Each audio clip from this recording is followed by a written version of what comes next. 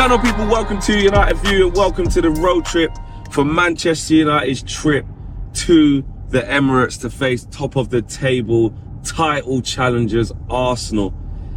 And I can't lie to you lot, I'm feeling mad nervous. I don't like this game at all.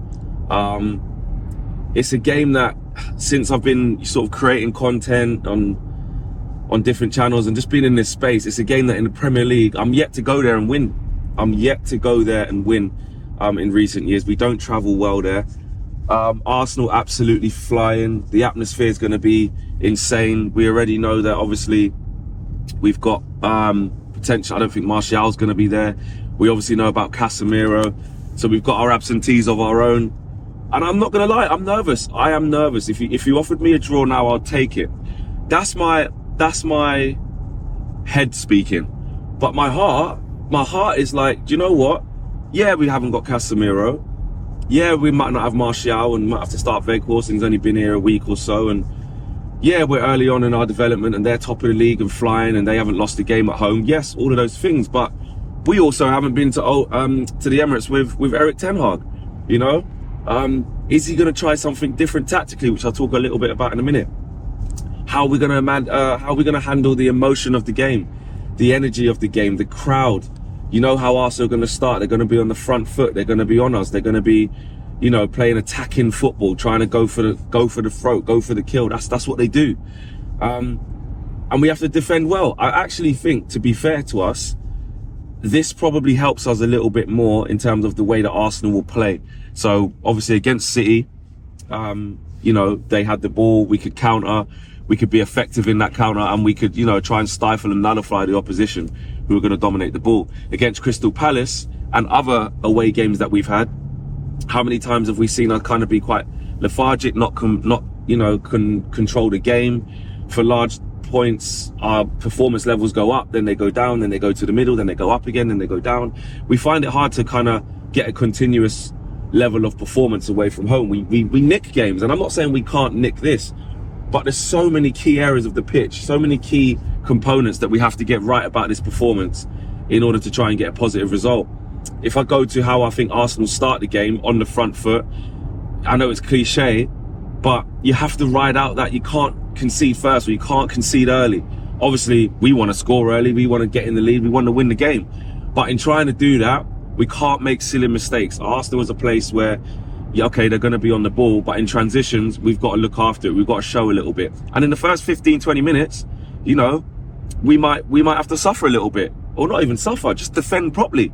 Just defend properly. That's what we're going to have to do. I also look at it in terms of depending on the team lineup. You know, okay, Wan-Bissaka is probably going to be at right back. He's going to have to clamp Martinelli, which I believe he can do. Maybe not for the whole game because Martinelli's a good player, but I trust Wan-Bissaka in that position. I don't know what he's going to do centre back. A lot of people have spoken, Cam spoke about maybe pushing Martinez into central midfield to get a little bit of bite in there. I don't think Eric will do that. I don't think he will. But you never know with Eric Ten Hag, because he's tactically able to do it. And I trust him if he did do it, but I would be surprised. I think he's going to go Luke Shaw left back, and I think he's going to go Martinez centre back as well. Because also, if you think about it, if I'm looking at Bukayo Saka, yes, Malacia has done well, and if he starts there, I'm behind him, but I've got more faith in Luke Shaw against Saka than I do in Malacia against Saka, especially away from home. I'm not saying it's impossible for Malacia to do it, because the kid's aggressive, he's tenacious, he's good in the tackle, he's done it to Mahrez, he showed well, but it's easier to do it at home. So I think that's the reason why Luke Shaw will start left back, in my opinion. And midfield, I just... If McTominay and Fred start this game, right? Because we need legs. There's no Casemiro. Fred's 1,000,000% got to start. I just don't know what he does.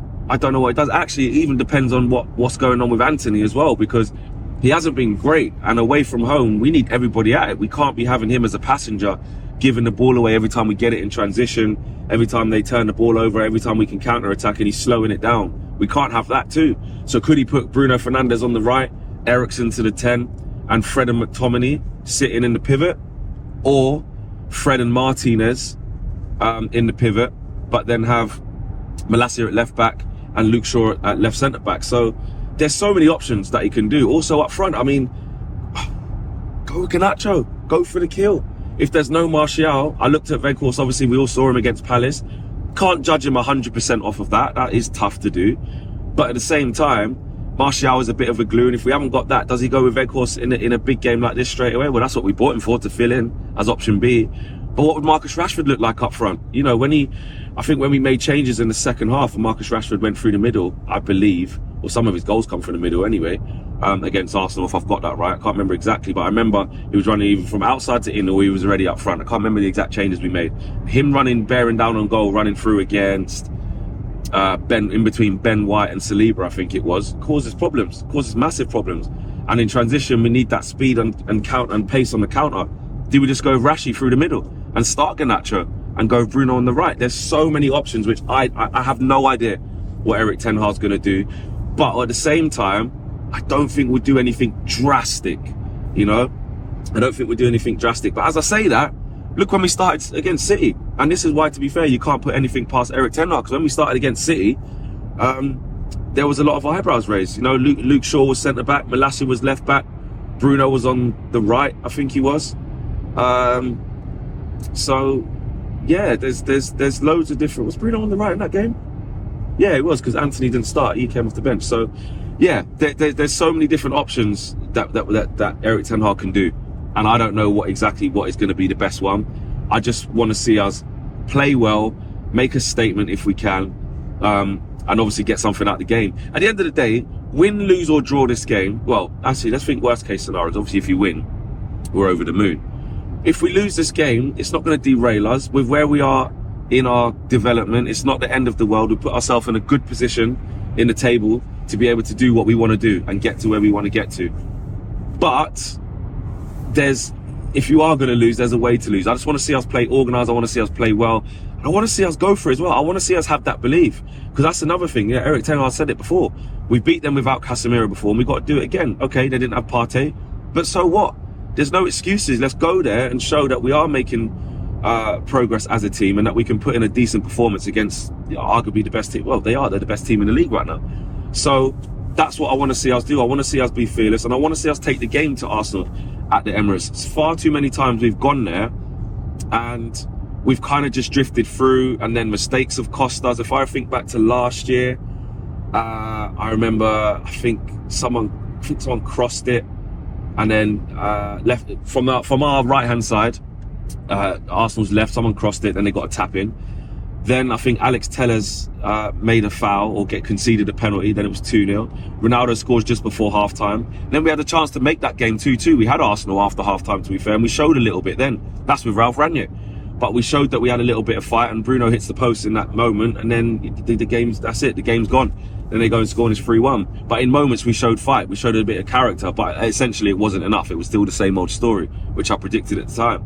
I feel that we're capable of going there and putting in a different type of performance. I do think it's been a bit beyond us, you know, in these big away games. You know, you look at what happened at Chelsea. I think we should have won that game, but we didn't. We kind of bottled it in terms of not scoring when we should have. Conceded a silly penalty, and then luckily fought back into it to get a draw. City, we know what happened there, got absolutely smashed. And this is the third, you know, top 6 away game that we're going to play. So we'll see how we're doing. It's very much a work in progress. I just want to see us play well, and I just want to see us have belief that we can beat Arsenal. I know I'm mad nervous, which I am, but it is about belief, isn't it? It is about showing that we can beat this team away from home. And you know what? Although we slipped up against Palace, for those of you that are daring to dream, not so much me, I'm more so just game by game and keeping the momentum going. How big a statement would it be for this team, and how much of a confidence boost would it be for this team to go to Arsenal and win? You know, a really, really strong Arsenal team who've got everybody available bar Gabriel Jesus, you know, and they're absolutely flying. But having said that, for me, I just want to see us not lose the game, especially, you know, with where we are on the table right now. If we can not lose the game, I'll be more than happy with a draw. And I know that you might say, Flex, come on, believe we can win. That sounds a little bit defeatist. Why are you just going for the draw? It's because I just look at where we are and where Arsenal are, and Arsenal are favourites. I've got no shame in saying that. Arsenal are favourites for this game, and rightly so with the way they've been playing at home. But we are a dangerous side. When we perform to the best of our abilities, which we haven't managed to do for 90 minutes in every game, but we've done it for some large chunks during games and got correct results from it. when we play to the best of our ability, especially in these type of games, I think we're devastating. And if I'm looking at Marcus Rashford, he's going to be so key today. Bruno Fernandes, we need him to not be just giving away the ball and doing silly things and giving away the ball as quickly as we win it back. We need to be calm and we need to defend properly. So I'm nervous, but I'm hopeful. Why can't we beat Arsenal? Let's beat Arsenal. Let's beat them. Let's show, you know, all they're talking about is, oh, we got Partey back now and all of this, and they want revenge from, you know, when we beat them 3-1 and they outplayed us and all of this. Well, let's put it to bed.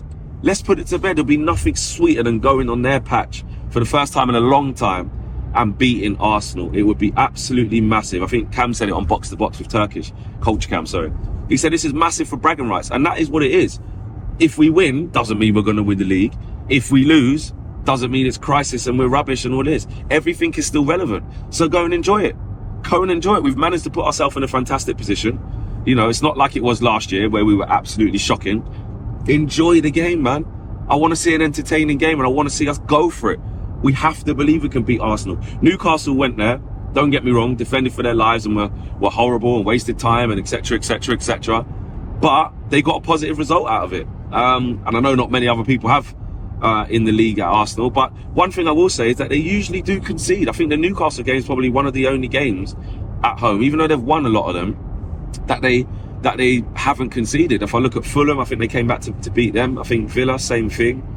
Who else did they play? I can't remember all their other home games, but you know, Liverpool, that was a bit of a shootout. You can get at Arsenal, you know, they do give you chances, but they're just obviously front foot. So first half an hour, be on job, Manchester United, and hopefully we can get a positive result. And if we do, I'm going to be unbearable if we beat them. I can't see us beating them, but if we do, I'm going to be absolutely unbearable. Smash a like on the video, subscribe to the channel if you are new. Remember, join Owen and Mina and the rest of the guys on the match view. They will be taking control of that, and we'll be outside of the Emirates down there getting the reaction from the fans, hopefully after taking 3 points from Arsenal, or at least not losing anyway. Smash a like on the video. I'll see you after the game. Come on!